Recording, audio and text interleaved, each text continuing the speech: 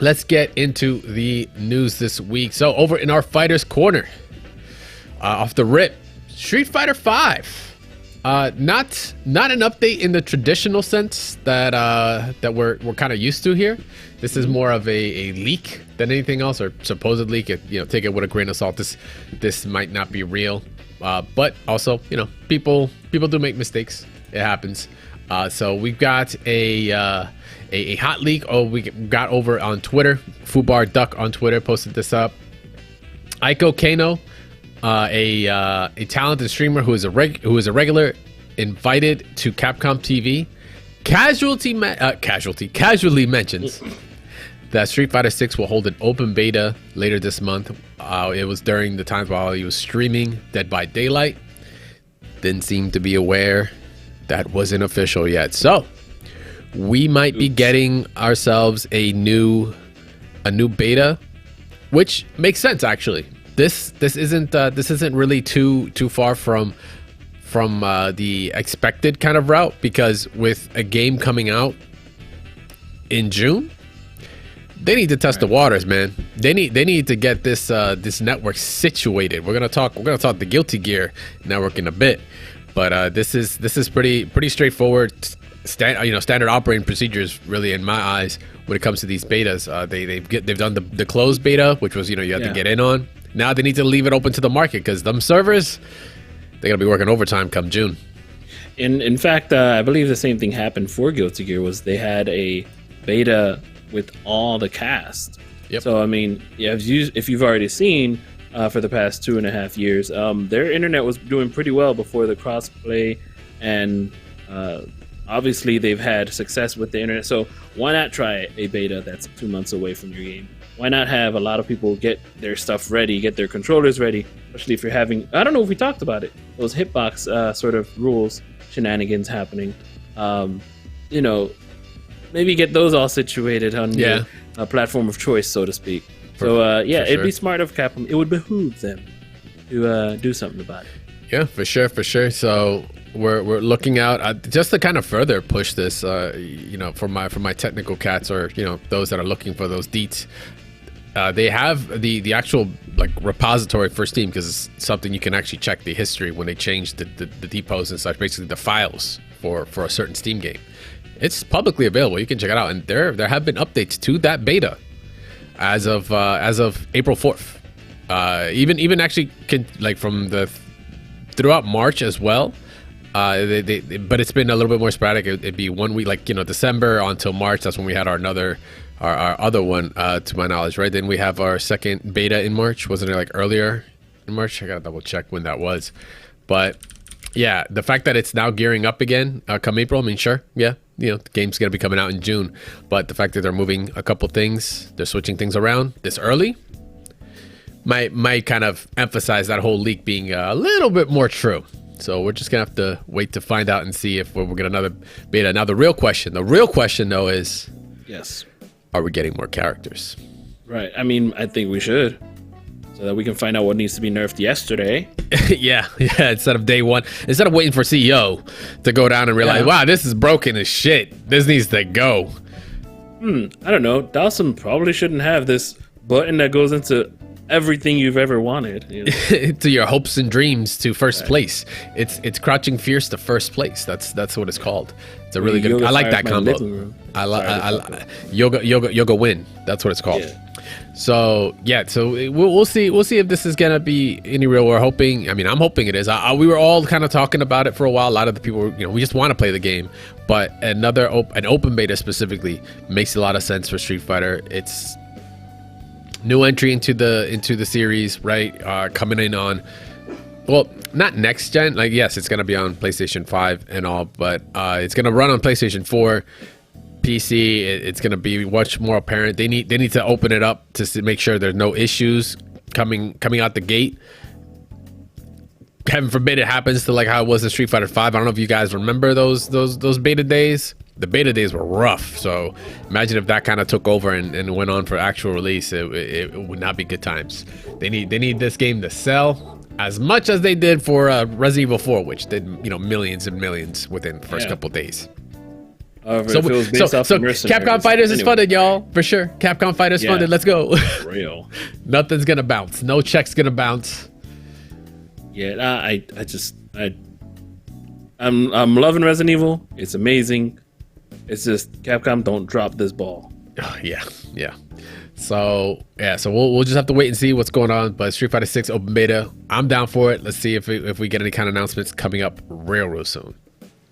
So with that, we have kind of like one of the big things, or really kind of the big thing that went down this week. Of course, we've got Bedman had been released officially on Guilty Gear Strive. It was what was the actual patch itself?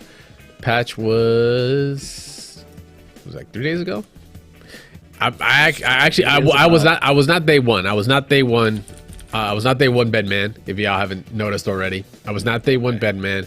I did get to play and get my little thoughts on it, which we'll go into right now. But Bedman recently released. The patch notes had nothing other than obviously setting up for Bedman, all the things they've added, which was a lot of aesthetics, cosmetics, stuff like that. The character itself, theme, new stage, of course, as well.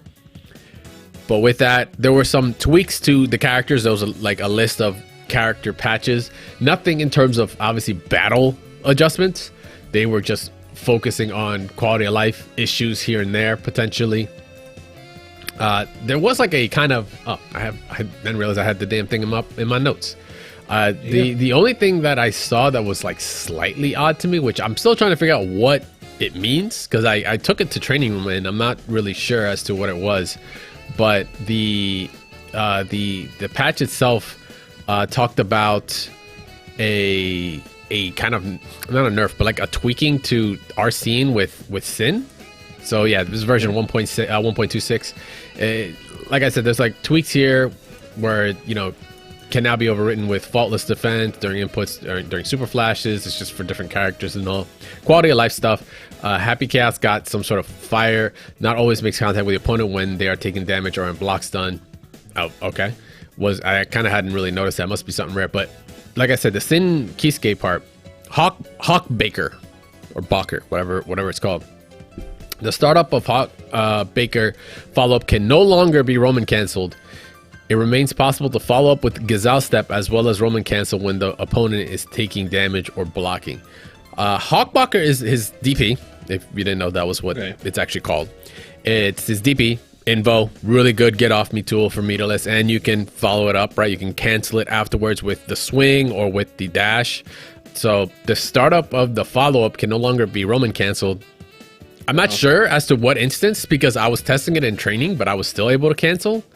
I don't know if it's potentially the dash that isn't allowed to be, but I don't know if it's just the way this was written kind of confused me a bit. So I just got to see if Sin Kiss got a bit of a like pseudo nerf right there, because then that makes the DP even more punishing. Because normally it's you don't want to block the DP as the opponent. You don't want to block the DP because you give them the ability to RC. DPs can only be RC'd if they hit or if they block. They can't RC it on whiff.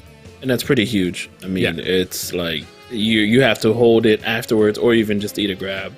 Like exactly. It's almost scary. Like you have to either grab on the wake up if they're going to do it. Like it's really weird. You have to almost fix your playstyle. And then there's the gap in between, right? Because he goes up, then he comes down, right? Then comes down, and then you can then decide to pick the follow-up afterwards, which is where I'm trying to see if that's where they're tweaking at. But regardless, that's the worst part, exactly. Yeah, it's the guess there, yeah, because if you get counter hit there, it's not I'll say it's curtains, but it's gonna hurt.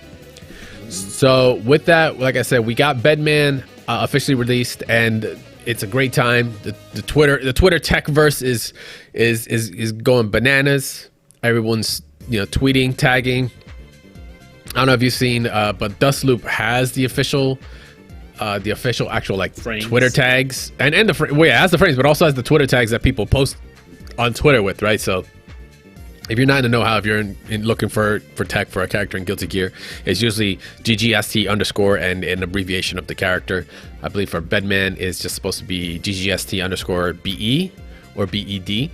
Let me actually check right here. I got the Twitter tag available, locked and loaded, because I was definitely checking out what was going on with the character from my initial impressions to see if anyone else has done it. So yeah, it's Twitter underscore GGST underscore BE for any kind of Twitter tech you want on this character. But yeah, there is quite a lot. I've had so this is my process when it comes to dealing with a new character. I definitely go into the lab, to training room, and the first thing I look at is movement. It's like a weird. I have like a 3-step program. It's movement. It's then I start looking at just their buttons overall, just how they feel in terms of gaps, strings, and such. Just trying to get an idea of certain situations. Try to combine the two: air movement with certain buttons, weird angles, possibly like jump cancelable moments or any jump cancelable areas where you can possibly press a button in between and kind of help theory craft the rest of the kit with it. And usually my third step is then finally taking my ideas and looking to Twitter to see if I'm seeing any of my ideas fleshed out, because there's already amazing just training room monsters out there that are just putting in hella hours that I don't have all the time to do. So I have to go check it out and see, which is why I love the internet so much.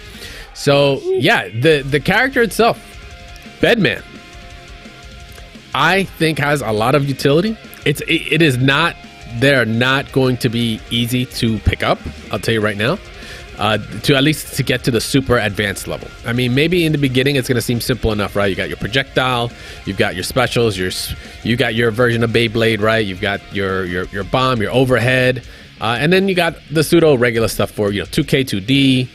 What does jump dust? Your Gatlings from jump dust, or your air Gatlings, things like that.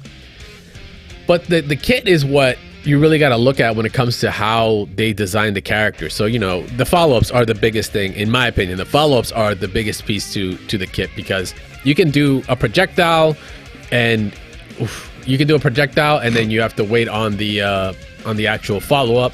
You do any special, you have the follow-up, and the utility from the follow-ups is what's important, because you don't have to, you can control it, obviously. You can store it, or you can outright just let it go instantly, or you can time it and throw things off for your opponent, right? And actually just really play the game you want to play with Bedman. But the follow-ups are, I want to say, they are number one. Number two is movement for me, though. Which we'll go into movement in a sec. But how are you feeling about the character so far? I know you've only gotten so much time, but yeah. I got to play the character, but I also got to play against the character a bit too. Yeah, no, I only got to take it to training mode, and I can't get out of the dash, like the air dashing, the air movement. I can't understand it. It's because if you push forward, apparently they stand there, then you push forward and move. So yes. I'm just not used to that as of yet. I'm gonna get down to that. Trust me, maybe. I don't know, maybe never. But I do like that there are moves that can sort of fit together. But the character seems very deep for me. Like, that was what intimidated me from actually bringing it into training mode. I just wasn't sure how fast I wanted to go into it, or even that's what sort of steered me away from Jacko, is that there's a setup heavy character that has a lot of layers.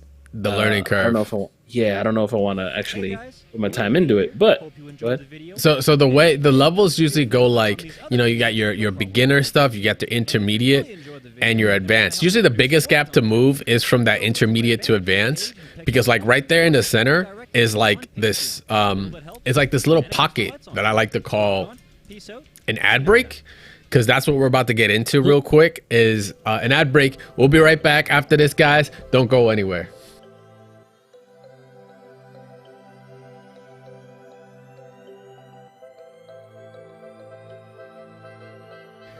All right, see, it's easy to get through that intermediate to advanced spot. You guys are natural at this, but no, seriously, from following up what you said, the character has layers. Like this is definitely an onion ass character, because there are so many layers to them, and to play them effectively, especially at a high level, is things you're gonna look at are like, is it worth the time, right? Or not just worth the time, but like, how much damage do you get out of putting this much work? Do they play like a worse other character? Like, how does their kit really, does it create unique situations for them to play your play style that maybe you like? I think this character honestly plays a lot like Biken. It's gonna sound very. It sounds very weird for me to say, but I instantly started getting the same feel of gameplay because there's a lot of guessing. To be honest, early on, once again, this is all within the first week. It's gonna be a little bit before we kind of get through it all, but it feels like a lot of guessing. It's just a couple extra layers instead of the mat. Instead of there being a mat, there's like kind of like a time. They were like a timed tatami. How disgusting would it feel if there was like a timed mat flip that you had to deal with? If it was timed, or if I decide to press it, it just shows up, right? It's kind of that with the special moves. But the reason I say guessing is because there are routes that I already felt because of the mobility, the 8-way dash, or just the way the dashing is in general. Because this character has unique dash. There's only one of the only other character, actually, the only other character that has any kind of air dashing difference from everyone else in the game is Ino, right? Yeah. Everyone else is your typical, you get the little dust magic loop behind you and you get the dash forward, right? Except for Pot, which doesn't have any kind of air momentum, obviously, but that's normal.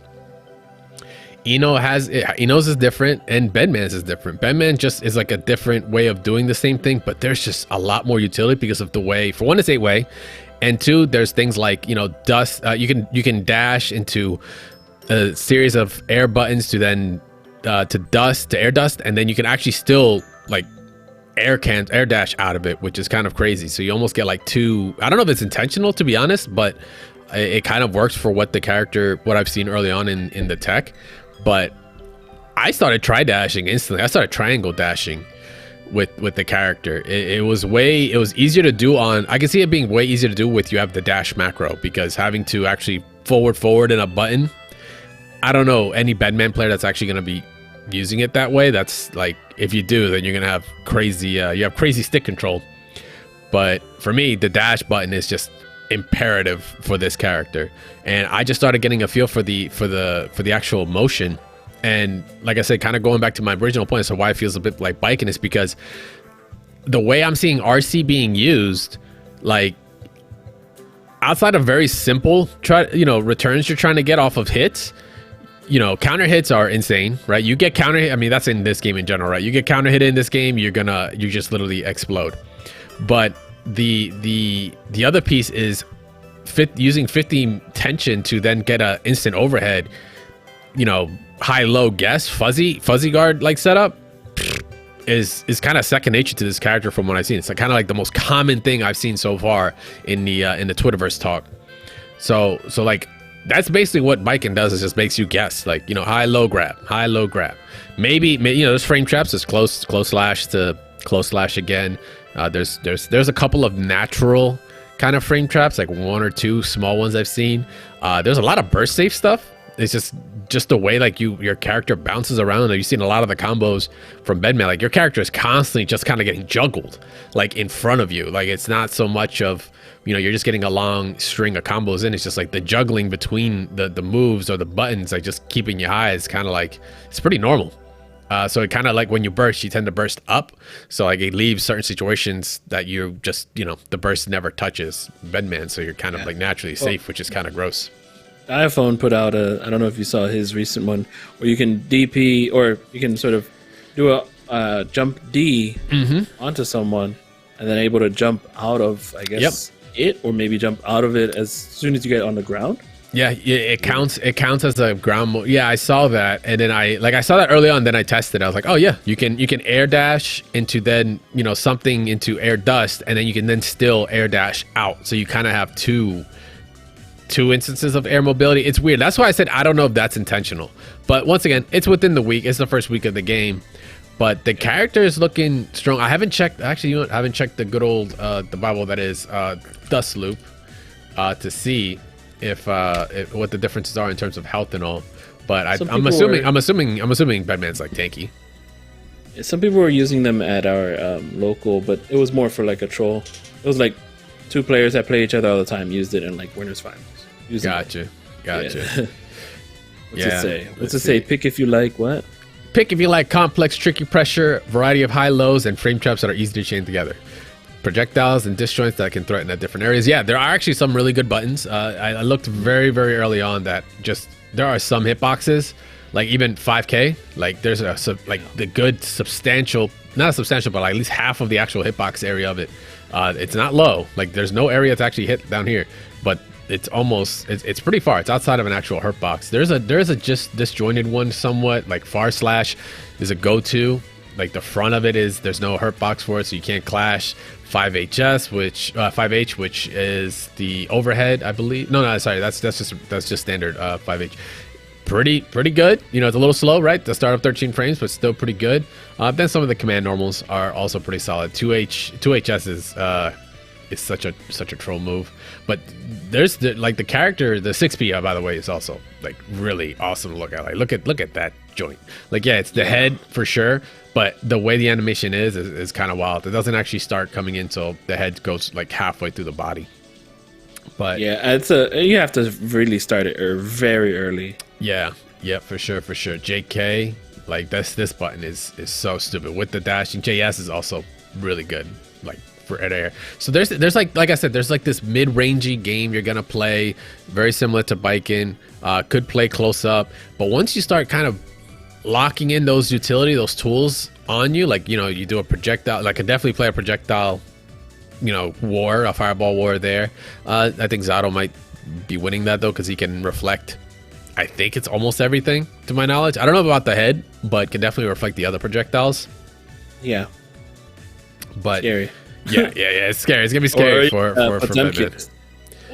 Yep. Take it back. He has a little bit more defense. I might say you might hear me say they a couple times because it's two characters, so I kind of will just say like they them because it's literally a plural. But the guts rating is standard, or rather it's at 0. That's like, what is it? That's actually no wait, isn't guts 0? Isn't that? I'm trying to remember. Guts 0, I believe is the lowest, because the highest is 4, which is Anji is the only one that has it to my knowledge. I'm still trying to figure out how this bed came into life. Now I don't know the story. I don't know. It's 5. I should have watched the second story already. You still haven't watched that? I believe. No. Yeah, very. That's why it also led me to believe they intentionally made them kind of play almost similarly, but like in a different way. But they still kind of achieved the same type of game plan. Just like I said, just slightly different. But yeah, no double jump. That's the other thing I meant to say. Yeah, no double jump on this character. So it's just like Pot, you know. Well, unlike Pot does have the double jump, but doesn't have the air dash. They got the air dash, but no double jump. But yeah, the character right now is feeling pretty good. I actually was having fun. It's gonna be a tricky character. Like yes, if you're about pressure, if you're about mixing, this character is right up there. I'd like to see more, but there's not a lot of online matches happening as of late, because you know. Yeah. Our next topic. Yeah. So from leading from that, yeah, man, like Strive, dude. Strive's in an interesting situation, right? The poster boy of rollback, the progenitor for mainstream. Not to say rollback didn't exist before, it definitely did, but it definitely, you know, opening its ears to the community, saying we need rollback. Like really, don't release the game without it. If it would have released without it, especially during the the COVID times when it did come out, like it would not have seen the success it did. The times are great. We were all playing, with each other. We were having fun. Sure, every once in a while we'd get, some cheater modder or something like that would mess up with it. Then it went downhill. Then it got worse. The R code exploit happened, and we had to wait before that got fixed. And tournaments had to add little extra stickers on their streams to prevent people's names from being shown, and matches being just completely destroyed and nuked live on air. While as now they are their own worst enemy. Crossplay, right? The golden gates of crossplay to make it happen. Let us all play together in harmony. We opened those gates. That Pandora's box has been opened. The lid is cracked, and hasn't been looking good. Hasn't really been looking too hot ever since the Xbox crossplay patch went down. The network seemed to have gone with it, because man, oh man, was I trying to get more Bedman experience. I was having a harder time finding a damn match than finding a player. Like, I could find the player, I just can't connect to nobody.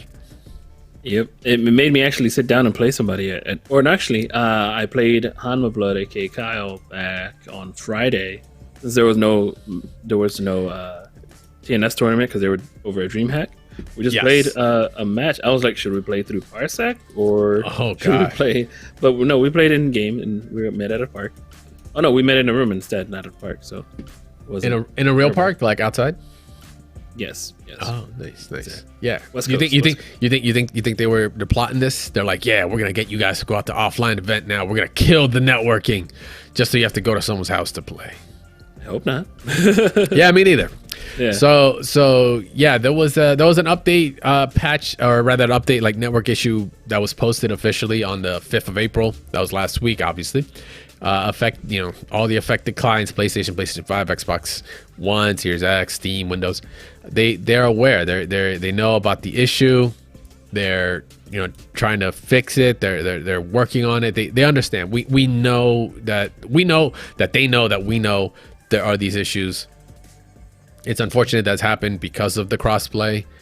Luckily, earlier today, I believe it was today. Let me just double check. Yeah, it was earlier today. Junior, who's the esports manager for Guilty Gear and ArcSys, gave us a little bit of transparency. It was really awesome. So posted up, hey guys, so I'll keep this short because more official update is going to be released soon over at the Guilty Gear _PR and on the website. I have to double check if they actually did send anything else. Doesn't look like it as of this point. Without coming off as an emotionless robot about the situation, I wanted to let you guys know that the dev team have been working hard at work every day for a while now to resolve the recent issues with Strive. The fruits of the labor should be ripening soon, as we ask to maintain just a little bit more patience as the team works to resolve the problems. They fully understand the current frustrating environment and that these things are causing, and we'll be sharing more specific details about this and more soon. Please make sure to follow Guilty Gear _PR and check the website for that. Which, first of all, I want to say good job. That's definitely a good look in keeping comms high, right? Not too often that like somebody, a company will just like put out that previous post and never say anything afterwards. It's a week, it's like anything, like what's up. That Junior went out and actually posted on their own Twitter, but also obviously saying, hey, go check out this other Twitter to get updates. So it was awesome job. That is textbook way to really keep on your community. So, much applause to Junior for doing that. Good stuff. ArcSys, you clearly hired the right person for this. But at the same time, it's like, damn, I hope we get this update soon, because, I'm trying to, in the midst of your new character coming out and not being able to play online kind of sucks. I mean, sure, we can still go offline. That's an option, more of an option now, right? But with games like Street Fighter and the Horizon and all, you got to come correct, man, because you could lose a lot of people, because if your game is not like, there's plenty of other fighting games we could play. I mean, not all of them are also some of them are in the same kind of boat, like KOF and all, but hopefully that'll get fixed as well. But it's what's expected, man. Like we were talking to Ja about this earlier, trying to hit us with he let me know, I can quote this. Now this isn't 100% verbatim, but asking. I wrote some of it down because we were in conversation, so I kind of forgot some of it, or to write some of it. But people ask, like, why can't they get this right, like on launch, right, on launch date of actually releasing it. Josh State, if as someone that works in, I want to say he's the exact same kind of job, but he understands that workflow and how it's supposed to work. Like, he's just saying, trust me, if it happens, it's a new problem, which he's right. Like, they only, like, ArcSys is big, don't get me wrong. They have more artists than they do network engineers, but regardless, they are only getting so much sample data that they need to keep releasing it out there in order to figure out like what a certain line of code might do to fix it for maybe 10, 20, maybe 100 people, might cause an issue when it's like, I don't know, 10,000 people, 15,000 people all online or something like that, right? It's got to be new. And it's not like they just decided to be amateurs about it, right? Like, sure, I get it. Rollback, crossplay. Some of these things are not native to some developers because it's like taken so long for especially Japanese developers to kind of implement these things, because it's kind of been now becoming the norm. It's been a very old school way, the way, you know, peer-to-peer connecting was, and just delay-based netcode versus the way rollback is. And guaranteed, there to make it work in a game that has, you know, the millions and millions of lines of code, you know, you'll have these issues, and that's like that's a norm. That's a norm. Like, could they do more? Probably. And are they probably doing more? Yeah, they definitely are. You know, Junior's tweet to post it up saying, you know, that they're working every day to fix these issues. It's tough to do it when it's live. Like, to be honest, it's not an easy undertaking in any way, shape, or form. True. No, it's obviously been something. Well, I haven't experienced it until like maybe 2 weeks ago when I actually turned the game back on. And people were saying, "Oh yeah, online is messed up." I'm like, really? I didn't even know that was a thing. So I'm like, no, I can't be that messed up. Oh my god. Yeah. And it got a little bit better. As in, like, maybe a match in here or there, or waiting in training mode. You know, there's always had that issue of training mode putting you into a room where there's only one person. Mm-hmm. But like, yeah, it's just no, it's gotten much worse. And what didn't you say earlier? Somebody had like put up a tweet like, all right, well, there's no more Street Fighter waiting room, but this is a great way to amend. Yeah, I forget. I forget who tweeted it, but they were like, you know, Guilty Gear being the best marketing tool for Street Fighter 6. It's like, I get it. Like, it's not working to par as it is intended. It'll definitely get fixed, and ArcSys for sure is gonna want to fix it, because yeah, like, Street Fighter is on the horizon. You know, but here's the other thing: we don't know how Street Fighter is gonna end up being either, which is why Capcom's doing this supposed, you know, quote unquote, like, once again, not confirmed, open beta at the end of the month, because they don't want to get caught in this situation. Yeah. When they're coming out the gate swinging with the next gen, you know, the next gen new entry into the series, right? So what I really want to say is just, like, you know, not to say, I don't want to be mean about it, like, oh, cut them society. Like, no, be patient with them. Like, honestly, be patient with them. The game has done a lot of good for us. And the thing is that I want to have people kind of remember is that this is all happening because they're trying to give us more. Like, the game didn't just come out and it's just this way. No, it's been fine, and they're trying new shit. They're like, okay, cool, let's get the Xbox homies hooked up. Let's make sure they're good. You know, it's on Game Pass right now. Like, you know, mad people are playing. Maybe they just didn't expect it to be as massive as it was. It's still coming from a place of they're trying to give us more. So just, you know, just take a second, all right? Training room is free, bro. You can go ahead and you know, go down the street, go call the homie, go ride somewhere, and go play if you really want to get your work on, and it'll be even less latency. Actually, it'll be offline. It'll be better technically.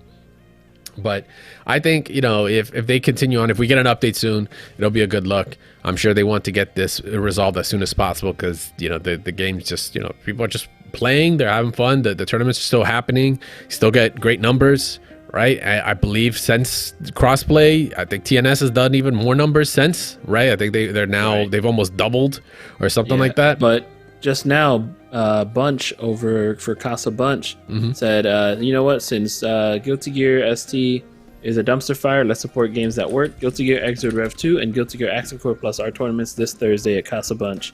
Both games will have a $50 pop bonus, TSB, and yours truly, details soon we go again. Yeah, so I mean, that's fine. Yeah. There's plenty of other games right now that you can support. This is not the only Strive. I mean, excuse me, it's the only Strive. It's not the only Guilty Gear game. It's not the only fighting game. You can play a buttload of other ones. So, you know, take a second, take a break, come back. Sure, I get it. You know, hey, Bedman dropped. I want to play Bedman. Sure, you can still play. It's just, you know, might not be the best experience, but you can still play. But there are other games for sure.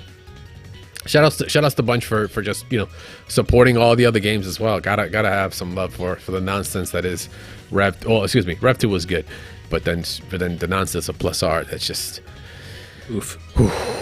It's rough. Yeah, that's a hard game. You know what I want to definitely have though. I forget, someone else tweeted about it. They were like, yo, Plus R has the best lobby system. It's just you jump in there, bam, go. No bullshit, no avatars, none of this. We just go in. I know people have had their thing about like the avatars and the lobby system and all. What I wish they would implement, if I would put anything, is having the ability to have either or. Like turning it off. The soccer ball? No. I'm talking about Plus R, where it's literally just boxes. Yeah. You jump in, go. Go. Like it's like it takes no time at all. Like the ability to just change your UI to do that, because I'm sure if you don't have to worry about rendering all those characters, those animations, all that information, if you just disable it and it's no longer something you're needing to process, it'll probably be a better look for some people for sure. Just give me the box. Give me room 1 with the plain gray box. Maybe they have an avatar on there. That's about it. Let's go. You know what I'm here for. I'm here to play. I'm not here to look at your animations, Gabe. Because Gabe always has to show off his animations when we're in a lobby together. He's like, yo, check this one out. He's just like, he's like point or I'm something. Always kicking something. Oh, you're talking about in the drive. Yeah, that's right. I'm spinning or doing a dance or losing my head or something. Yeah, or doing the Lil Yeah. Oh, yes. Yeah, that's my jam. Joint. That's my jam. Listen, watching. I like watching Granblue. It's the game that didn't get a lot of my attention. And I know we're not talking Granblue, we're talking Guilty Gear, but Lil Wayne dance is my jam. It is fire. It is a really good intro. Fun fact: Lil Wayne was actually my first character I played in tournament before I got to Normaya. Oh, very early. Oh, Normaya was pseudo DLC, was it not? Yeah, she was DLC. Yeah. So yeah. All right. Let's see. What Marvel was somebody in chat? One was a Marvel that has a one-on-one or a lobby player match, I think it was, or a direct connect. Yeah, it was like player match in the Marvel games, and then in the old game they didn't have spectator mode, so you just had to watch cards attack each other. Just dead. It's weird. Yeah, I just, you know what? That's the one thing. Like I said, a competitive online overlay or something versus just like a casual one. Like just being able to flip between it. That'll be really good. So that way, that's just something you can be useful for, like these online TOs and all to kind of make things just right to the business. That's all we want. But I do enjoy decorating my room with 18 different eddies all over the place. I just clap for you because you're walking around. So I haven't made a room yet. I'm sorry. What? You haven't decorated a house? I haven't decorated a house. Terrible. It's not like a secret base in Pokemon Sapphire, Ruby, and Emerald. How are you not gonna get ready for owning a house in real life if you're not gonna decorate your street? That's how I did. I made sure to decorate that house first before I got to decorate my regular house. That's how I learned. So besides that, we do have some more news. We got some Tekken news to get into. Harada has been online and hitting us with a bunch of information. So there's no new trailer or anything like that. We've got our fill of trailers of characters, but we do have a fill of this ad break that we have to get into first before we talk about what Harada is doing. So stay tuned. We'll be right back after this. Don't go anywhere.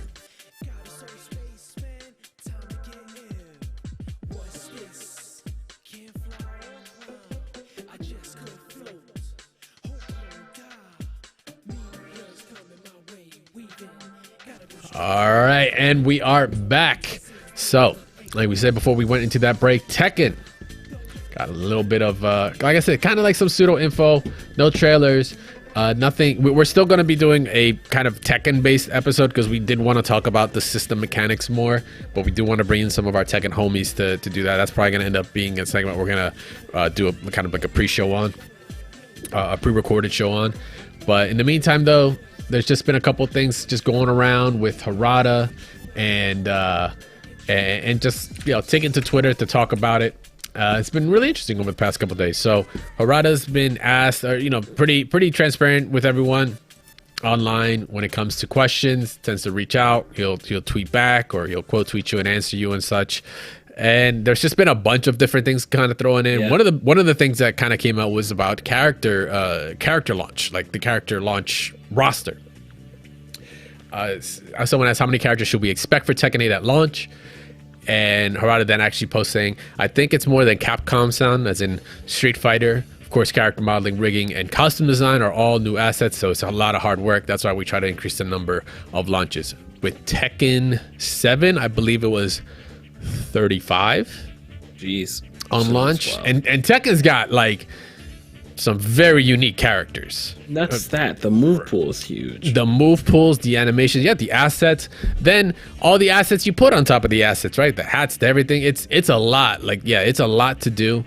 But coming out swinging with a really, really big pool is going to be awesome. But you kind of have to, like I said, Tekken has, I think right now we have 12, I believe, 12 confirmed right now, which still shy, of course, that 35, but saying more than Street Fighter 6, which Street Fighter 6 has, is it 18? Is it 18 right now? You have the original 8, you get the OG 8. Website. Yeah, go check out on the website. But so Harada did say more than Street Fighter at this moment, but I can only imagine, how many more characters they're trying to really come out the gate swinging with, because they're all dumb unique. They're all really 18. dumb unique. It is 18. Got him. Man, I'm good. Yes. So 35 for Tekken 7, 18 coming out for Street Fighter 6, not including all the DLC. Obviously, that's going to be coming out. But Tekken 7 with that kind of number, it's like that's solid. That's good. It's expected for the game that it is. Someone else tweeted out what else? Actually, I gotta move this over real quick. There we go. Someone else tweeted out. What piece was it? Oh, that was the design aspect of it. Oh, rollback. Which this was, I thought was interesting. Yeah, will there be rollback, right? That's the $1 million question. We were just talking about that with Strive, with everything else.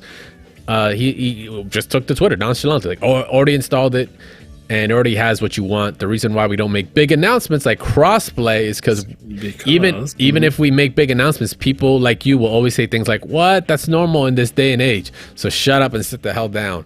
Damn. Like basically in the most Harada way possible, he's just saying like, this is like it's the norm. Yeah, exactly. This is new gen. Like we know it's new gen. I guess it's not through people's heads enough that, like, the developers have definitely been hearing us bitch and complain and all that for forever now about it. But yeah, it's like, well, we're not gonna make it a big deal because it's expected. But on the other side, I get it. If like, we just want that reinsurance, dog. Because guess what? Dragon Ball FighterZ still doesn't have that rollback, and it's had rollback announced for so long, and it's like what? And it's like there's no way. Like how do you swing? How do you swing and miss that hard? But yeah, it's really sad where it's going, because we were talking about having some sort of announcement in March, the beginning of March, end of February. And they just said, we're working on it. We're already coming up on Evo in August. Yeah, we're already initially announced. And still nothing. Like, there's no other events coming up for Dragon Ball. Can you see why we're a little like, And remember, this is Bandai Namco too. They're in part of this. It's like, can you see why we kind of just want to hear it? We just want to hear it from your mouth. Just say it. Right. If I say I love you, I want you to say it back to me, please. It's almost like you. There's, right? It's almost like you just said you too. What do you mean? No, that's a band. No. It's almost as if like Bandai Namco is doing too much right now. They're working on too many things. I mean, it's like, do you put Dragon Ball in the back burner while you work on Tekken 8 when we don't even have a release date? I didn't mean to make that rhyme. And you're working on Tekken X Street Fighter, right? Yep. Yeah. Right. Right. Are you still at 30%? Are you at 31%? Akuma that they just threw in there, God. You think they'll add Akuma back?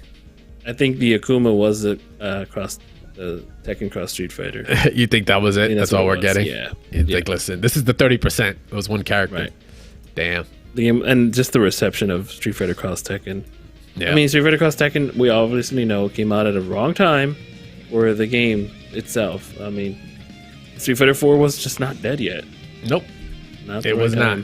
So, besides this, there was one other piece of Tekken news that kind of went down, which once again came from the developers themselves. It was actually, we've been no strangers to saying like how good it looks, right? Like already, the amount of muscle flexing, the vascularness of our characters, and just the backgrounds. Also, the backgrounds are godlike.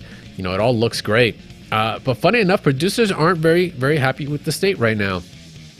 in an article, this is Tekken Gamer, the website Tekken Gamer, stated. There's Michael Murray and Harada talking about it. This quoted in: "It seems like most game companies can achieve a high level quality regarding the textures that they use or the shaders or some kind of basic components. We really like what really kind of sets them apart." Sorry, I couldn't read that right. This time for this generation is also UE5, Unreal Engine 5, is the lighting. And it's been very difficult for us to fine-tune. Even the build you have here today, you have hands-on with, I believe, we're not very happy with the state of the graphics at the moment. We think we can do better.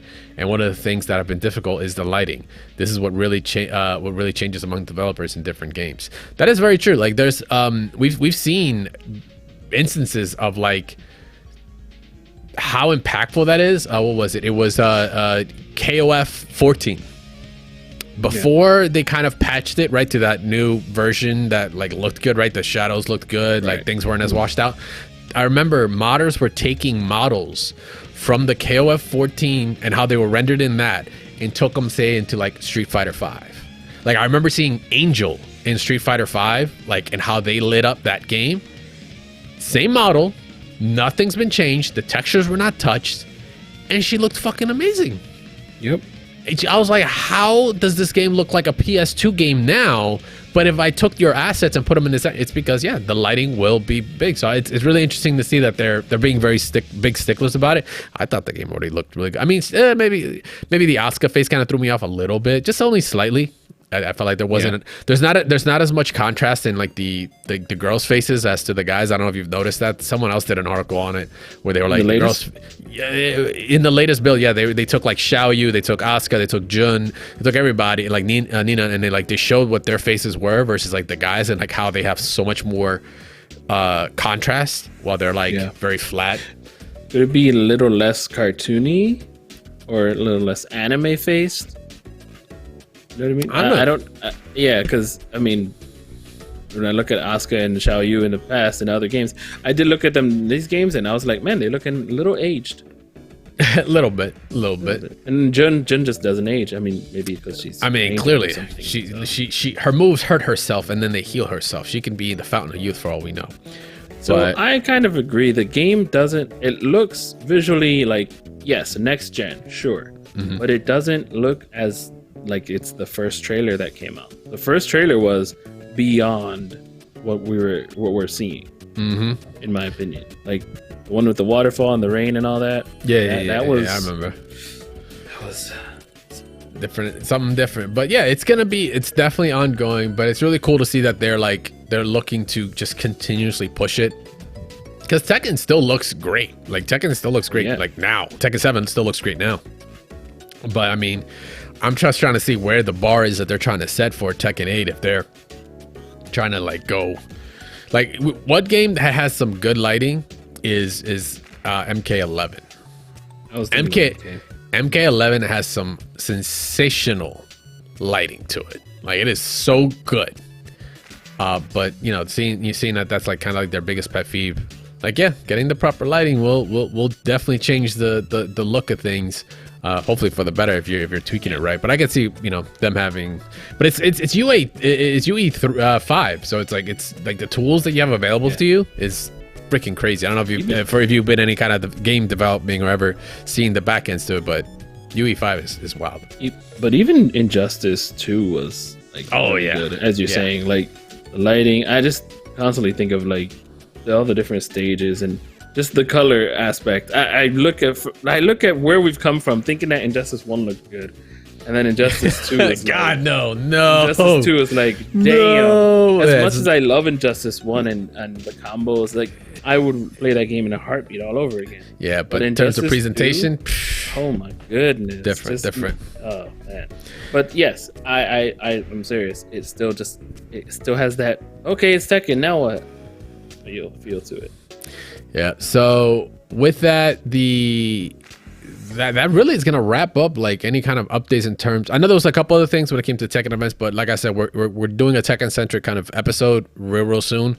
We're just getting some of the homies on the horn for that because we really want to dive into these system changes, how we're looking at on a competitive standpoint, how people are feeling about it, as well as some of the stops. They've already been shown. I believe that the world, some of the no, excuse me, not some of the staff, so some of the events or something like that had been like recently announced. I haven't checked the article yet, but once I kind of come across it, we'll definitely be covering that. But that's gonna do it for our updates here on our Fighters Corner. We're gonna be jumping into our randoms. Just have a couple quick things to throw in here. Won't take too much time because we do have some update for Project L to talk about, kind of, sort of. So here in the randoms, we got a bunch of things that are going on here in our scene. One of the big things we want to give shout outs to, which once again forgot to, but I think you're gonna see why. But shout outs to Bum for his birthday bash that went down, holding I think like 120 something entrances for Dragon Ball Fighters, and there was like a I think Marvel 3 was there, but it was like almost like exhibition style, because it was like 32 flat for them. I know he would have gotten, there's probably been way more if it was like an open tournament. I don't think it was. I think it was like specific players that were going to be available, kind of maybe a high rollers type of tournament, kind of like the Curlies. But yeah, for Dragon Ball Fighters, like $20 something thousand for the prize pool. It was really, really well done. That all goes to the players, of course. That's still that's still like an achievement in itself. I think when I looked through the power rankings when it came to like the prize pool payouts for events, like that's up there in like at least I think the top 5 when it comes to Dragon Ball Fighters. And the others are all like, I think Summit of Power was one of them. Of course, the World Tour was another. I think Dragon Ball World Tour was like $80,000 or something like that for first, I believe, or it could have just been for between top 3. But to knock out like 20 something odd $1,000 for a community driven event, this is all, as far as I know, no sponsors or anything like that. This is all just community being built up and all that, and supporting the team, supporting the players. That's hella awesome. It's impressive, and I just give kudos and gotta give respects to Bum for that, for sure. The reason why we missed it was because it happened during EVO Japan weekend, so it was like completely like it just like missed it because we were so focused on EVO Japan, we didn't realize like all these other events were going on because there was so many players that were going over. We're like, oh, this is the it thing this weekend. Just straight up like did not see the announcement for Bum's join. So yeah, I know. I'm saying I saw Angelic was there. I was watching the stream just to hear. Yeah. And I think maybe Winrich or so, but yeah, Winrich was there just too. Happened to miss it. It was a big weekend, WrestleMania weekend as well, Evo weekend as well. I mean, for sure. But there's a lot of events that happen these days. It's not like 2010 where everybody was watching the same event every weekend, every Monday, every Wednesday, and every Friday, and then the one weekend we have something going on. Everybody's watching. Yeah, there's so many people, which is a great thing. It's an absolutely great thing. Options. Yeah, so hopefully we'll have time to be able to watch everything next year for sure. But still, regardless, Bum doing his thing and just keeping Dragon Ball Fighters on point. I'm telling you right now, Bandai needs to like cut homeboy either a check or get him involved in something when it came to the events. Like that'd be a great move to do that in supporting grassroots. But we'll see. Hopefully there are some kind of talks like that going on. But yeah, so besides that, a couple other random pieces we want to throw out there. So there is this game came out first, or rather this game came across I came across it first, and then I came across our second article. But have you ever heard the term, let me sit here and rap with you. Have you ever heard the term that fighting games are basically really, really, really fast chess? Oh, that. Sure. I mean, it's have you heard about that? Was the only one that I've heard was like a chess game. Yeah. Have you heard about like fighting games in general? Yeah. I've heard it as a general talk, a general term. It's like, oh yeah, fighting games are just chess except fast. Like it's one-on-one. You have a certain amount of moves you can do, right? There are rules to it in which you can do these, and things like your meter and your health dictate your movements, right? And and then you do the dance, right? And then it's the let's go. Let's see. I step here. What are you gonna do about it? I step over here. What are you gonna do about it? Right? If I'm gonna put my pawn here to C5, 3-8, 90210, 90210, all that good stuff. What are you going to do? Well, there is a game being developed in the name of Checkmate Showdown, which is basically a combination of these things. I haven't checked the developer actually yet. My apologies for that. But Checkmate Showdown, Bad Res Games, and it looks like Mana Void, it might be publisher, or it might be the other way around. But it looks like, from what it seems, I subscribe to it. I gotta go check further info, but I mean, I'm trying to get everything just from the teaser trailer. It looks like we're talking like the fusion dance between a traditional fighting game and chess, where you are going to play on a chessboard, and depending on, I guess, when a certain set of pieces either meet, or maybe you're about to try to take that position, I guess, instead of just taking that position outright, you get into a fight, and each chess into a little spat, and a little confrontation here. But each piece looking to be a certain archetype, more than likely, of a fighting game character, which is really cool. You got, of course, your pawns, you've got your bishop, you've got your knights, you got your queen, you got your king. I think that's all of them. And yeah, it looks really interesting. I thought that was incredibly fun. It's such a creative idea to put that together. I think right now you can join them on their Discord. I am going to join their Discord for sure. You can subscribe to them as well. Go check them out on Twitter. Yeah, it's under Bad Res Game, Mana Void, Indie Asylum. I no, not really a whole lot of other info on these guys besides that. But could you imagine being great at chess and being bad at fighting games? And you're like, God damn it! I knew I would kill you, rook there, but no, I just couldn't because I don't know how to play fighting games. I know this is great. I love that idea, man, because it kind of evens the playing field between like two people that might traditionally never meet, right? Like you got your grandmaster, like a grandmaster so and so Hikaru, right? Like that for TSM doesn't know how to play fighting games, but it's like you can be put in a room with them just because, like, sure. Like I'm trying to figure out what happens if, like, say you make the move, but then like it's supposed, like on chess, this is like the winning move in chess. Like you're supposed to win this, but then because you lost the match, like, do you lose that? Like does that make fighting games more important? Like, yeah, exactly. I'm really interested. I'm really interested. It's a very cool concept. Or if you even botch the move, like, you know, when you can you save yourself? Messed up a move. Yeah.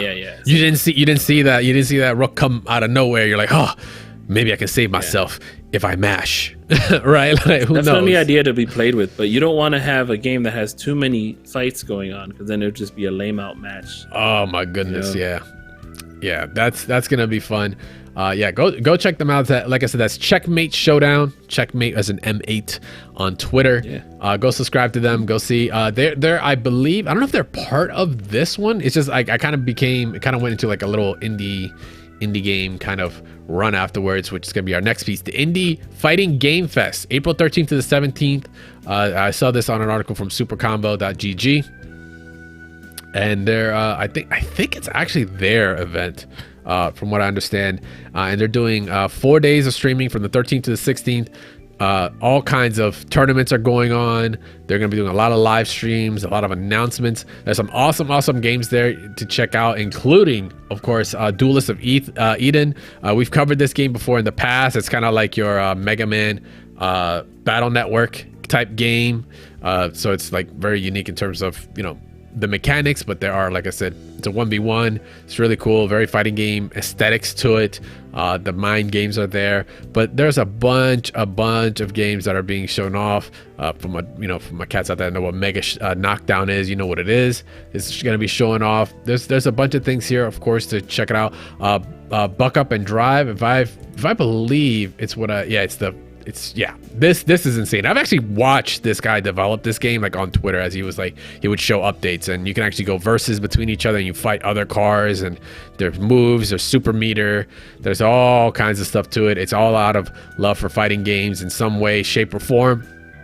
But yeah, it's all happening in Indie Games Fest, 13th to the 17th. Once again, go check out supercombo.gg for more deets there. There's going to be a whole lot, like I said, a whole lot of games to show off, a whole lot of announcements. It's going to be fun. So if you just love the spirit of fighting games, and, you know, also want to check out, you know, the other things that are going on, like, you know, shout out to the homie, a high fight with the Fussies right there. We got the Fussies man right there, just chilling on the side, the fundamentals of fighting games. All it takes is for, you know, these awesome developers that are fans of fighting games to kind of bring their own little spin to it, right? Like, and create something special. No, agreed. And I would hope, and I'm sure that they would be at Evo this year. Would maybe some of these? Wouldn't be surprised. I wouldn't. I feel like I have seen some of these out at Evo, or like, you know, in some sort of capacity, so I wouldn't really be surprised whatsoever. But you can check it out in the comfort of your home. And like I said, April 13th to the 17th. I'm also trying to figure out what happened to that Royal Rumble game. Were you there, that Evo, where there were like Yeah. 30 people in a ring, and then they all had to like throw each other out in the game? I remember. Such a good idea. I think it became the game called Rumbleverse, and then it died. Unfortunately. No, it's not that I'm game. kidding. Don't you dare. I'm kidding. You know, bringing up sad news. I'm sorry. It's too early. All right. So with that is going to close out our randoms of the FGC, and we're going to be jumping in, of course, into our focus attack today. And it's I don't want to say it's gonna be a short focus attack, but it's gonna be a little bit limited in terms of what we're getting. So because there's some news that came up and we haven't had a chance to sit down with it. But have you been keeping an eye out on, of course, the projectl situation? You know, any kind of updates, any kind of water that we can give us in this desert of announcements or lack of there to what possibly will be the next, I don't know, evolution, right? I keep trying to not say evolution, but can't help it because Cannon Brothers are attached to it, of fighting games with Riot's own IP, you know, super strong IP of League of Legends. It's been quite a drought, but for good reasons, because they have a lot to work on. But Gamerbee, shout outs to Gamerbee. He's a man of the people. Man of the fucking people, for sure. Man of the people. Was invited to attend the projectl banquet held by Riot in Japan. The recording was not allowed, but they could share what they had heard there. So obviously, you know, pros do what they do, right? With these skills, they're very valuable to companies when it comes to these developments. You can only hire so many people within your team. You still need like insane pro players to help kind of break things down or talk to them and develop these products that you're going to sell to people, right? So took to translate it via ChatGPT. Once again, AI, Skynet. Shout outs to Skynet for making this possible. If it wasn't for Skynet, we wouldn't get this news. They're going to give us the game before. Yeah, right. Just kind of translated and talked about a lot of different components, things that they were discussing within this event that was held. But some of the key points were recorded to just, you know, obviously to translate later. So projectl, which will be just called L moving forward, aims to be the next generation of fighting game in the fighting game genre. It doesn't mean it will abandon old players. Therefore, projectl will be a game that allows players to put all their passion into it, but they also don't want to set the threshold too high and scare off new players. Makes sense, right? They want the most amount of people in. You don't want to scare off a whole, what could be now a whole other generation of players. It is confirmed that the game will be, of course, free to play.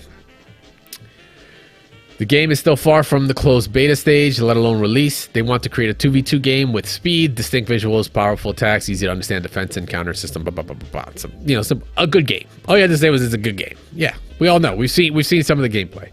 projectl will be a permanent version of a fighting game, officially called the live service, which means there won't be a sequel, but continuous updates. Kind of long, you know, talked about and kind of expected, to be honest. But now that we get this confirmation, good. You know, it makes sense. This is just what Riot does, right? They don't make a League of Legends 2. We're not technically getting a Counter-Strike Go 2. We're just getting a Counter-Strike 2 now after, I don't know, however many years. I know that's Valve. I'm just making a distinction between those two. So don't flame me in the comments. Overwatch put themselves in a situation to make part 2 when they they just want we're not gonna get into that conversation, but I'll put it here. They just wanted to separate themselves as much as possible between a lot of all this other stuff that went down with Blizzard. So, sandwich. Go on. So they will integrate the world of League of Legends to the fighting game perspective, adding new elements, selecting characters suitable for fighting games. With over 140 League of Legends characters and a 2v2 system, there are infinite possibilities for character combinations. I'll put a nice big asterisk on that because I know there's no way in hell are they putting 140 characters in a tag game. Because to find every single combination of 140, what's every single combination of 140 in 2v2 or whatever? Let me see, what is the actual, it's like, would you just multiply by 2? It's like, no, it's not. See, at least I don't think it is 10. I don't believe so. We're doing this live. I don't give a shit. In pairs. Hold on. Factors in pairs. Okay, that's way too much math for me to do right now, but I'm pretty sure it's supposed to be 2 times 2 times 2 times 2 times 2, like to 140. So it's 140 Not cubed, not squared either. Is it cube? We're hurting our minds. Yeah, Use damn. the Pythagorean theorem and move on. Yeah. A squared plus B squared equals these nuts. No, that's funny. Got him. I was a math major, but I'm not getting it now. So project will be a permanent version of it. So yeah, 140 characters. I don't see them doing 140 characters, especially because even in League of Legends, not there's so many characters that have probably been forgotten because they're not popular, right? They're gonna go off the popular characters. It's what makes them the money when it comes to things like skins. It makes sense. They're gonna get the popular characters first, then we'll see, Hey, maybe some old guard. You can put skins on characters, sure. Yeah. So there was a move called Retreating Guard, which cancels backdash while in defense. If the opponent swings and misses, they can be countered by attacking from a farther distance. Sounds like V-Shift, really. Let me see what else. Has an unavoidable vulnerability. Normal moves can be canceled into jump chain combos or ground chain combos, which is similar to Marvel vs. Capcom. There'll be many defense systems that haven't been showcased. They have not been showcased yet. When calling for a character assist or in combo, players can switch. They're kind of like, at this point, he's like breaking down a lot of the stuff that we've seen in the trailers and we've gone over and checked out. If you want to check out kind of like the breakdown of those trailers, there's a video, like I said, on our YouTube. Kind of shows a lot of the things, like the updates, the differences between what we saw in the first initial gameplay to what we have now. Veteran players need not worry, as projectl will not be a game that is too easy. We'll see about that. There is depth for skilled players to explore. There will be 3 attack buttons: light, medium, and heavy, along with with other combination keys and directional inputs and special effects. This is the part that kind of hurt a little bit, not gonna lie. There won't be any moves that require specific input combinations, but all moves will be button direction combinations. Ow. Just a little bit. Ow. Just a little bit. Ow. Ow. That's once again going a little bit too far on the spectrum on one side. Like, I get it. You're making it accessible to everyone, but I feel like you should let the players choose that. Like, that's my biggest gripe with it. Street Fighter 6 is doing it, and I think they've got the best system so far on it. They've gotten the evolution of it. You got your classic, which is, original fighting games. You got your modern, which is just kind of this. Directions and a button. Then you got dynamic, which is just like, fuck it, mash it one button and it'll just give you all these systems. Like, I think that was the direction to go, and I feel like this could be a misstep. But once again, take it with a grain of salt, because if they see how well Street Fighter 6 is going to be taken in when it comes to these control schemes, they might just be able to go back and change that. So we'll have to see. Yeah, it's Power Rangers, I mean, obviously has the most success with it, but again, not many people are playing it. Maybe the learning curve, maybe the long combos, I don't know. The IP, there's a couple other things. But yeah, so pro esports environment, and some may worry that the official tournaments will displace community events. Therefore, there'll be a limit on official tournaments and community events that can use L to organize events. 2v2 fighting games have always been difficult to succeed, and they still want to give it a try. Even if people don't like it at first, they can continue to update it until everyone is satisfied. This is interesting. The cooldown system in Rising Thunder will not appear in L because depriving players of their actions is a bad thing. Yeah, like, execution, right? That's I don't think that's a great thing to kind of deprive people of, but it is what it is. Someone asked about like height, character height, because you have characters that are tiny, like Teemo and Annie and Lulu. Those are all different characters that are like really small midgets in the game. Not midgets, they're like animals, but they're like really tiny. They're not giving a direct answer, but I'm assuming they're probably going to make them be like, probably in some sort of something that's lore related that makes them normal height, I would guess. I don't know. It's still so early. That's such a very specific question to ask. I'm like, bro, like I don't even know how the system's going to work. I'm not worried about character height right now. that's the least of my problems. That's weird. Riot esports competitions are not famous. This is some of the good part right here. I mean, this all been good, but this has been a really interesting point. Riot esports competitions are not famous for high prize money, but there are professional regions around the world where players can earn a salary to live on. Therefore, L hopes to make players become stars instead of simply giving high prize money, because star players can earn more money through endorsements or sponsorships. Interesting. Especially interesting since CLG had just dropped. Well, Whoa. That's very different. Hold on. First of all, two things. One, they said star players, not organizations. Two very big different things. No, let me read that again. Hopes to make players become stars instead of simply giving high prize money because star players can earn more money through endorsements and sponsorships. It's about creating player brands. Like the players themselves are brands. There are players out there that are brands that like you attach them to anything, their 10, 20, 30, hundreds of thousands of fans are going to come with them because of the player. They don't really give a fuck too much about the org, but when the org slaps the player's name on their jersey, they're a fan of the player first. The org still gets money or whatever endorsement and sponsorship gets attached to it. So they see there's a clear difference there. So they're not going to come out and just be like $1 million tournament. No offense to Capcom, but they've got stuff established there. Players can become stars from that there. But this is relatively unknown, right? This is Riot's first go in, and they're not just going to try to come out the gate and be like, come here because of money, because that's artificial. You're not letting it grow normally. So that's why they state in the next one, they believe that rather than having big competitions at the beginning, they hope to first ensure that players are satisfied with the game and then focusing on building an esports environment. Yep. Not backwards like Street Fighter V did. Or Overwatch. Oh, what? That game? Yeah, that game. Yeah. So create a game that players can identify from actions so that there may be summoner skills for players to choose from. Both characters have to be, this is a good one. Both characters have to be KO'd to win in each game. And each game will have at least 2 rounds. I was wondering if this is going the Street Fighter X Tekken route, where it was like you knock out one, you had 2 health bars, but you would go back and forth, and if you knock one character out, that was it. They're like, no, this is traditional Marvel. You gotta get rid of all of those health bars. But it says at least 2 rounds. This is going to be a long game. This could at least be 2 rounds. I mean, yeah, that is also true. I forgot. Like in Marvel, imagine Marvel. Like you have to go kill 3 characters and then you have to do it again in order to win the game. Not even the set, just the game. Right.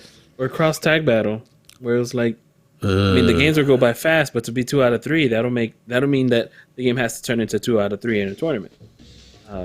To hold the brackets up. Just saying. Yeah, that's an interesting concept there. Comeback system when only one character is left to be hit has not yet been decided whether to be made. So they don't have anything implemented, such as X Factor, depending on which one players prefer in the future, voting with or without comeback mechanics. Different regions will have different servers, so players close to the server will have better connections, unlike other fighting games that only use P2P. That's a whole other part of esports. Like TOing that you're gonna have to deal with. That if you haven't dealt with your Valorant or whatever, that you're dealing with server ping and shit, like the TOs are gonna have a rude wake up, and I suggest you start going and TOing those games now, because you're gonna have to bring a lot of those techniques to this if that's how they're going to go with it. Currently no consideration for a character leveling system like LoL, but it may be added if players like it. I thought so. I thought items, kind of like your gems in Street Fighter X Tekken or your Infinity Gems in Marvel vs. Capcom Infinite, like gave you different play styles, and I thought that would be a cool thing to do, because in League, if you don't know, in League you can pick different items and you have complete items versus partial ones and use money to do it. Yeah, exactly. But you could just do loadouts where maybe they only have like this region, Ionia, Demacia, or Bilgewater. Those are a bunch of different regions in Runeterra. I've been on my Legends of Runeterra lately, so that's why I know this. Yeah. Could have certain items available to each. So if your character is from there, then that pool of characters get to kind of change it up. Maybe that pool of characters have that region has maybe a grappler, a standard archetype, maybe a fast character, and each region has that. But that means what they bring to the table is between their kits and what items they get. Right? You can create a lot of depth there. You can create a lot of player expression that way in their gameplay, which is really, really cool. I hope they do include something like that in the future. Let me see. Create a game where players can interact with each other in a conversational way rather than characters being overly violent and causing weaker side to be completely unable to act. I don't know what that means, but this will also be a live service game, so players' dissatisfaction can be adjusted with patches. So, yeah. Regarding combos, L hopes that players will be rewarded for difficult combos, but they do not want combos too long, and they make the losing side feel hopeless and uninterested. Yeah, who wants to watch a one-player game? I didn't come here to play a one-player game. I came here to play a 1v1. Right, Static? Do you just hate when you get hit with an infinite in Marvel 3? You just gotta sit there and just be like, you got those? You got these? Don't mess this up. I'm gonna fuck you up as soon as you do. But at least have another character that will come in. Also true. Also true. I can just, I'm a nut player. I can just, Inferno as soon as it happens. Competition organizers do not have to worry about will be able to hold the game in the same event as other fighting games. So they're like, we don't care. Let it run everywhere. It makes sense. Duh. Because it'd be stupid because they limit themselves if you don't, because you have to go to a Project L specific event versus a fighting game event where you can probably pull and maybe convert players to try your game out. Like, why the hell would you ever want to do that? Yeah, that's the problem that Pokemon are having now, where a lot of the players are just too, and that's just play Pokemon, like their actual events, where it's a lot of the players and their friends go to, and they're sort of taking over. So you want these events not to just be run by the Pokemon, honestly. Of course. Players do not have to worry because becoming a professional L player, hold those L's, will not prohibit them from playing other fighting games. Awesome. Yeah, as it shouldn't. Like, we've seen what happened with League of Legends. I'm pretty sure y'all learned your lesson a long time ago. And fighting games is a whole other beast compared to, MOBA and stuff in terms of those communities. They are working hard to coordinate with PlayStation and hope to create a fighting game with the same input lag across all platforms. That was interesting. I don't remember hearing about consoles. Did you? For this game, no. I don't remember hearing about consoles. Yeah. That's what's so crazy. It's just like we don't even know yet. So it's just that they're working hard to coordinate PlayStation. Yeah. I don't. Maybe I feel like PC would have been the way. I mean, it is. There definitely will be. But it was never brought up, so now that's why we're all questioning. Yeah, it's interesting. So, that was the footnotes of everything that Gamerbee dropped. It's interesting, man. Like the direction they want to take it is kind of basically what we were looking at. The video is kind of like the conclusion that we came from it. But yeah, it being like they're really trying to push that it's not going to just come out as an esport. Like they don't want to just make it an esport off the rip. They just want to make a fighting game that lets it grow. It's cool that they're saying it's a live service. It's going to just stay this version for however long. They're just going to keep patching, which hindsight, once again, it's also expected. The cool stuff with like you having to kill, both characters is dope. They haven't talked about a comeback factor. Would you want to have a comeback factor in that sense? Like, that's the tricky part, man. It's such a balancing act. Well, Marvel 2 didn't have it, and I keep thinking about back to that game and those real comebacks. Yeah, you had Cable. He was a comeback factor. You had Storm would be, those broken characters.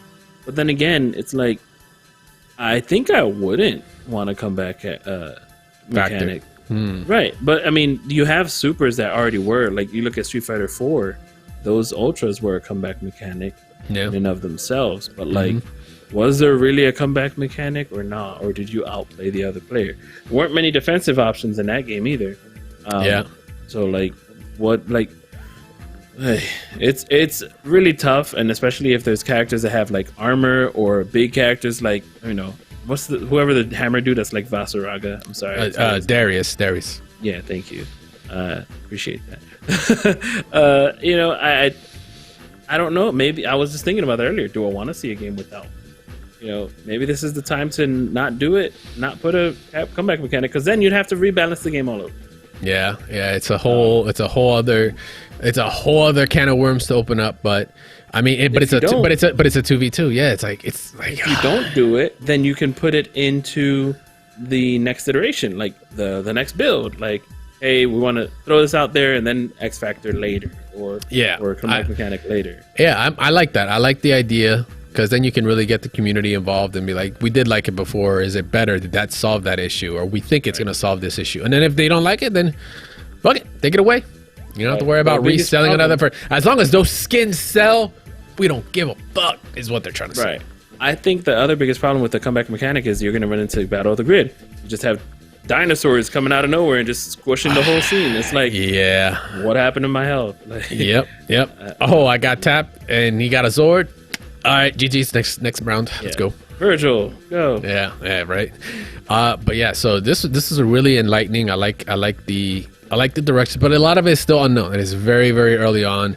But it's cool to see that there are some moves, a little bit of tidbit of information being put out there, of course. But yeah, what you guys think? Do you think this was like this is gonna hold us over for another couple months? You hoping to hear something else? But I like the direction, like I said, but they seem to be in a lot of crossroads. But as long as they keep, these are, like I said, these are vets in the scene that are definitely in there doing their thing. They're definitely going to be going around. They're asking. They're getting involved. Obviously, players like Gamerbee and such, and being invited out to get their inputs. Which, funny enough, actually, is I'm trying to think. Gamerbee played like a lot of tag games. Gamerbee, I've only seen in Street Fighter 5 and.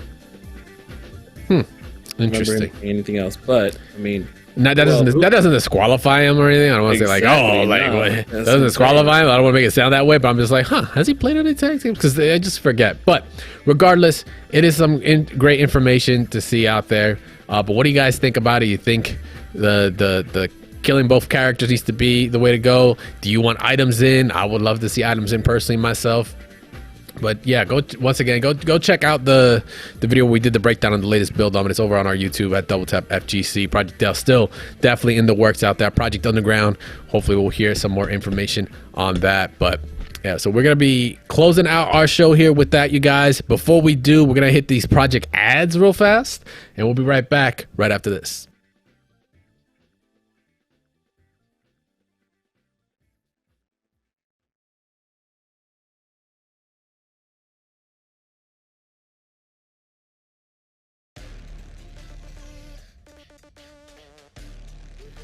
All right, and we are back.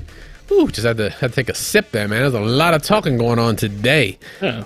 Yeah, so that's gonna be it for us this week, guys. We appreciate y'all hanging with us. Another episode of Double Tap.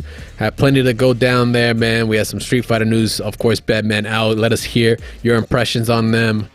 Tekken they don't like what they're looking at right now. Do you think it's gonna look better?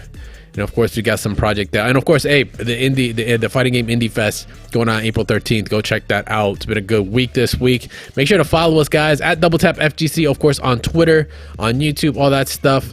Go follow there. Go check it out. We do post up different clips from the show there. Go follow my awesome host here. Check out Static Gorilla, at Static Gorilla, of course, on all social media platforms, whether it be on Twitch, on Twitter. He's all over the place. He's playing some games.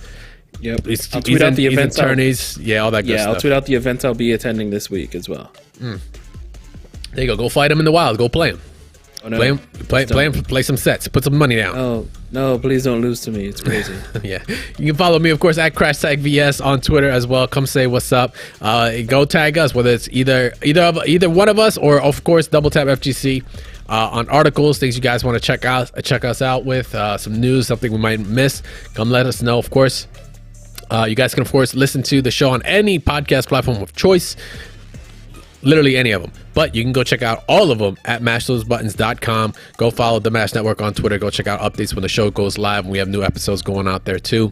All the feedback that you guys can put out there free of charge. Support all is very helpful for us. It helps a whole lot. Getting that feedback from you guys is greatly appreciated. We do read it here live on the show, whether it's good, bad. Give us a rating. Let us know how we're doing on the show, what you'd like, what you don't like, what you think we missed, what we can include. We're always open for you guys. Once again, the show is for the community. So all love out there for you guys. So let us know. But we'll be live next week, 8:30 Eastern Standard Time. Of course, new episode for that.